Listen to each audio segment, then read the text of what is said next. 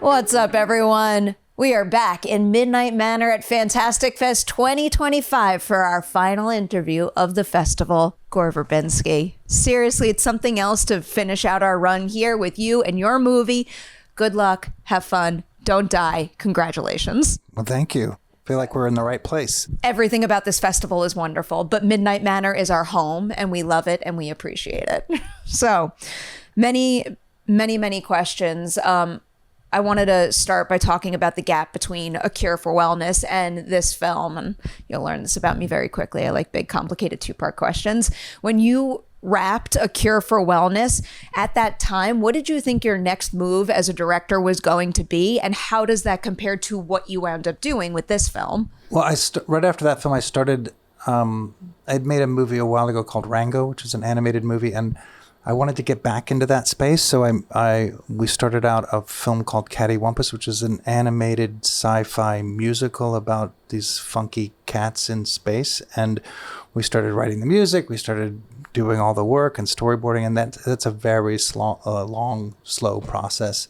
So this movie came along, and Erwin Stoff sent me this script, and I just felt like it was a sort of now moment. It just felt like we needed to make this quickly, and sort of the opposite, it kind of, I think when you're making an animated movie, everything, you have to plan every sort of happenstance. You have to really try hard to kind of create anomaly.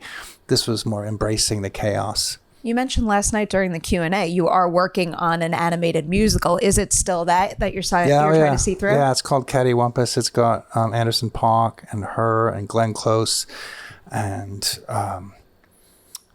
Ice Cube. And it's just a really great cast, really fun project. I have two follow-up questions. Will that be the same style of animation as Rango or something a little different? I mean, it's different. We wanted to try to engage the same team. We'll see if we can... I think Rango, it was a very specific time and place. I think it's a tough one to repeat the circumstances of that movie, but we'll see. You're a big cat fan.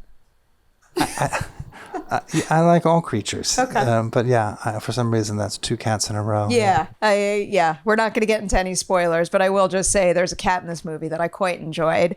I'll ask you a similar question about getting the green light on this new movie that, I'll use a similar question structure as I did the previous one. When you first committed to this script and directing this movie, at that time, what was the plan for how you would finance the film and get a green light? And how does that compare to how you actually got the resources you needed to make this movie a reality? Well, I was sent the script by a producer named Erwin Stoff, and I met with the writer, Matthew, who I can't say enough great things about, really great collaborator. We did some work on the script. We could not, so every major studio passed on this movie. I think it's just a tough time for original IP. Can I just ask when you first started pitching it around? It was about 3 years ago. Okay. Yeah. So, and then we met with some people at Constantine. Before that, so I talked to Sam. We had been talking for about 15 years about doing something together. So met with Sam, sent him the script. He immediately was like, that's me, the man from the future. I love this character. So we knew we had Sam. And then our casting director, Denise Chamian, was like, well, let's just make it. She just put out a casting call, which you kind of only do if you have studio support. Then you usually she's just like, we're putting out a casting call. So I think agents were kind of go, well, what studio is it? And she's like, we're just making the movie. Mm-hmm. So met with the rest of the cast, kind of had, about several meetings and sort of put together this ensemble. And then we went to Constantine, and then it sort of bogged down like, oh, we have to do the foreign pre-sales. I don't know if you're familiar with that, where we have to sit in a room with, people from Spain and try to wave your hands around and explain the movie you're going to make. This is not an easy one to explain either. No, it's been scrappy from start to finish, this movie. I think we raised about a third of what we needed. The movie went down, sort of shut down 3 times. But I kept, there's a film I mentioned last night that I kept looking at whenever we were sort of like it's not going to happen. I would watch Alex Cox's Repo Man, because I just think that film, and I think I first saw it in 1984. When I was just starting out in the business, and it just has this. You just clearly they didn't ask for permission. they just like willed that thing into existence. So I found that film to be, my kind of the thing I would sort of, open up and kind of breathe when I needed, fresh air and kind of a way to continue. I have so many follow-up questions to that, and also a bunch of things that you said last night that kind of fall into this category. So you just said Repo Man as an inspiration, but I'm also curious, is there a more recent independently made movie that, like inspires you or energizes you in terms of what is possible now with tools at people's disposal? Well, that's a good question. I hadn't really thought of that in terms of this movie, but I suppose that, I think people are still doing everybody's trying, everybody's trying to, you can see it right here at FantasticFest. Everybody who comes here is like, they're trying to get their shit made, and it's hard. It's harder and harder. For me, I always like, I don't really look at films. I think there's just a lot of movies in my brain from childhood that kind of, they're there. But I think two other films that I think of in terms of the triangle of Repo Man is kind of just the inspiration. I would say Dog Day Afternoon and Akira. And I think that the movie is sort of, like I looked at Dog Day as sort of the beginning, and I looked at Akira as sort of the end of the movie. And that sounds like how those two movies could coexist in one film. I think, look, working with Sam, you kind of have to keep things a little loose. That opening sequence in Norms is, the way Sidney Lumet sort of photographed, Sonny and the, Al Pacino's character, and it's sort of, they're the worst bank robbers, in the world. And yet they're kind of why he's doing it is truthful. And I think Sam is kind of, the future didn't send Arnold Schwarzenegger in our movie. It sent Sam Rockwell. That's how fucked up the future is, right? So I think working with Sam, you just have to kind of incorporate a sort of looser, like he's never going to do the same thing twice, so everything is a little bit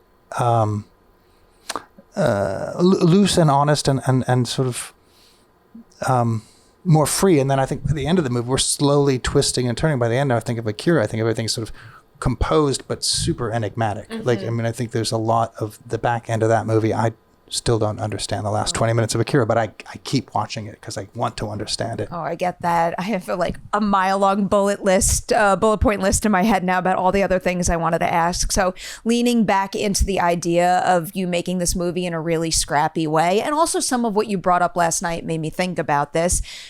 Does studio franchise filmmaking, like, is there an itch to ever jump back into that realm, or did the experience making this movie pull you more in that direction? Yeah, I think, look, I'll do anything I don't know how to do, and I think once you start knowing how to do it, it becomes less interesting. I just think we're on this planet to try shit and to learn and to grow. And I think, 3 pirate movies was really super fun, best time of my life. I think if I had made a 4th, I would have started getting too comfortable with it. I think, to go from there into like animation, because I never made an animated movie. I think the challenge of this film really, to start a film with an 11-page monologue is really horrifying. So like that kept me up at night and kind of like, would record it and get the timing right and figure out the blocking and just really make sure,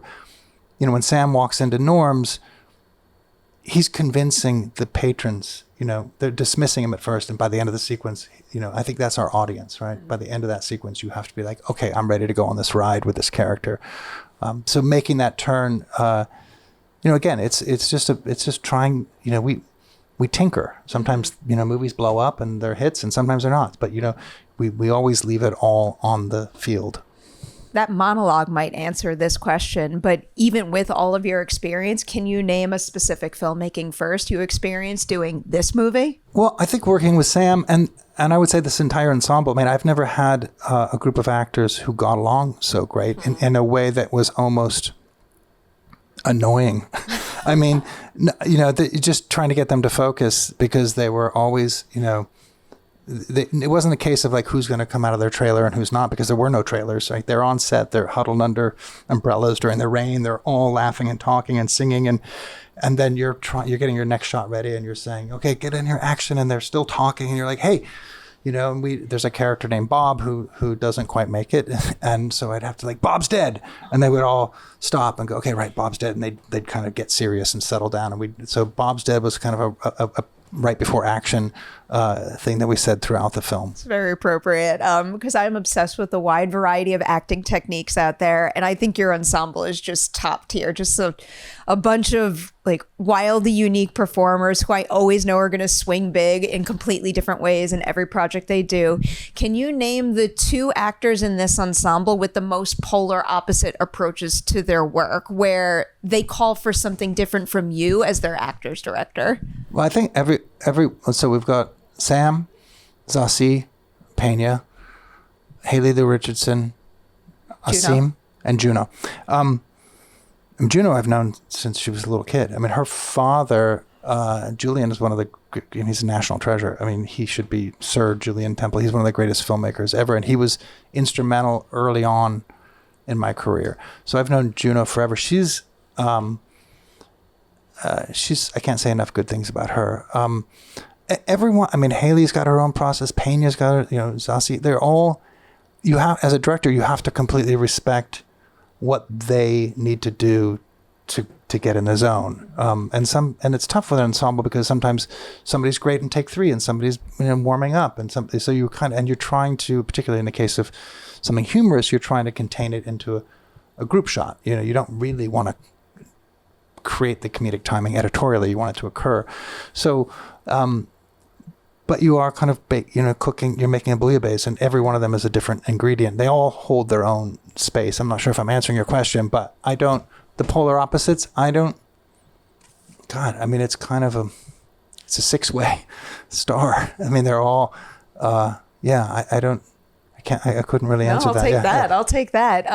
Of all the key characters in this movie, which changed the most from script to screen based on some of these big swings that these actors took? Wow. I mean, I think they were sort of cast perfectly for their characters. It's not that I don't allow, you must do this thing. I think they were sort of cast true to the writing. And I think, look, Sam's the rogue. He's the untrustworthy narrator. He's allowed to do all those things. I think the biggest challenge with Sam is like he is so good when he's laconic. He's just like he's that guy. He's Sam Rockwell. I think putting him in a situation where he's a little more paranoid, like he's kind of hyper aware of like 117 times he's done this, and every time he's missed some little detail. So that's putting him on edge. So his oscillation, I think you see some things from Sam in this movie that you haven't seen in his other performances. I think Juno trying to hold that sort of the absurdity of sort of the tragic stuff that's happening in that sequence is really tricky. I think her keeping it honest against all of that, sort of Kafka-esque, the inhumane world, and she's playing it real. I think that's key. I could go on and on. I mean, they were just the best cast. I totally understand that. Do you have like a lore Bible? Do you know what happened during every single one of his trips to the diner and beyond in some cases?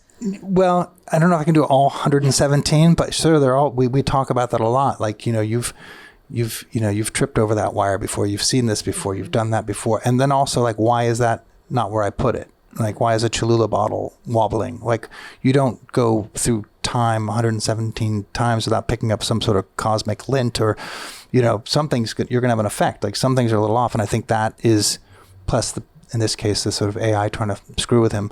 I think he's cautious, and there's a lot of kind of game theory in the movie too. And there's a lot of like, what is it, a simulation? What's the difference between a simulation and a timeline? I mean, I think I'm hoping, coming here to FantasticFest is sort of like Sam walking into norms. I mean, we're trying to find, our champions, our heroes. And I think we came to the right place. I mean, just talking to the audience, after the screening, it was like, these are my people. People were like buzzing after. I feel like this movie sends you out the door with, this eagerness to like give your take and talk every ounce of it through. And I mean, like, what's the point of making movies if it doesn't spark conversation?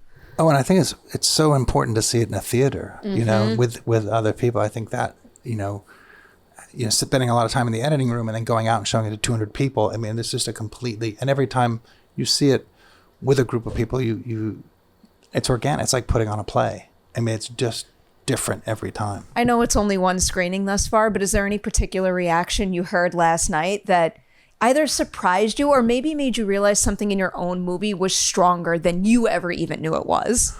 Well, I think people cheering after the opening, monologue was really nice to see, because that one has been a challenge. I think moving through Juno's sequence from kind of apprehension into kind of some of the biggest laughs, when we get to the couple talking about how they made it really tall, and like I just seeing that kind of, are we okay to laugh? Is it okay? And then it builds and builds and builds. And I think, on the top, I think when Sam hits I don't want any spoilers, but I think that was a big moment. Yes. So it's just I guess it's easy to read either the fear or the shock or the kind of engagement when it's big. Mm-hmm. It's hard. Like, I wish I could turn around and just see when people are smiling, because sometimes it's not a big laugh, but sometimes you're just like, oh, that's a little Sam-ism or something. Mm-hmm. It just makes you kind of go, okay, I'm percolating through the sequence. I'm always curious to hear about the test screening process, just in general, because I think that's a fascinating part of the evolution of a film. But in particular, when you're doing a movie that, has such prevalent topics that we need to be thinking about and discussing right now, when you're taking such big creative swings. So did you take this movie through a test screening process? And if so, what were some of your biggest takeaways? Well, I think that we did one test screening, and I think early on, I think it's really valuable just to feel it in the room. I think that whole kind of asking somebody to articulate what they wished the movie could be or change. I mean, by that point, you're sort of in the edit room. They really are. I try to design a movie where it really can only come together one way. So it's not like we can go back and reinvent it. It's not like, I think in the case of an animated movie, you're constantly reworking it in the drawing stage and the story reel. But I think in the case of a sort of independently made movie, you're limited resources. You're really kind of trying to think, that's the plan, execute the plan, and finish the best version of the plan. But it is always informative to see it with an audience and go, okay, we need a little more time there, or we need to tighten that up, or sort of you're dancing, mm-hmm. So you kind of when we're stepping on the toes there, we need to open that up or close that down. Mm-hmm. I'll end with two semi-silly questions. One I'll offer to cut if you don't want it out there yet. But I am curious, because I saw your name in the credits as the voice of the pug. How did you come to the conclusion that is where you needed to, I guess, lend your voice or your creativity as an actor in a sense? It doesn't really work like that. Some stuff just, you do demos and things, and some stuff just sticks. Okay. It's like sometimes you try to replace things and you're like, yeah, we're just going to go with, like, you have demo love. I think when you're, I think I ended up with like 7 voices in Rango, not because I didn't want to replace anybody, but because we started by doing all the voices. And by the end, we got rid of all of them except 7. Like, I think sometimes just stuff, you get a microphone, you're in the edit room, you have to do something, you do it. And I won't go into too much detail on this, but I will just say something about that in particular just felt right. The other question that has kind of become a burning question after we were discussing the movie, are there deliberate Pixar references in this film? That's funny. I think it's more when you get into the room, right? It's mm-hmm. just a more sense of like mixing everything you have, like everything you can think of from childhood, whether it's, Cheetos or Army Men or some toys from Pixar. I think you're sort of inspired by all of it. Nothing was sort of literally taken, but I think you're kind of mashing all that mm-hmm. stuff together and imagining what this kid's space is like. Is there any especially personal touch in that department that comes straight from you, like something from your childhood that you wanted to make sure was represented in that space, or maybe any other? I just think it's nice to see your villain sort of, eating cheese puffs and Of having course. like orange shit all over his mouth. And, I think kind of trying to stay away from, just wherever possible, kind of put a little something, put an anomaly into the scene so it doesn't get clinical. Oh, without a doubt. I totally understand that. With that, I'm going to let you go. Keep celebrating your movie. Huge, huge, huge congratulations Thank on you. it. Good luck. Have fun. Don't die. I feel like I do a terrible job. Like after I've heard it delivered in your movie the way it is, I feel like I need to shout it at the camera, but Please do. I don't want to hurt Adam's ears. That's my excuse. But no, don't do it. Don't do it. Huge congratulations. Enjoy celebrating and can't wait for the whole world to see it. Thank you so much.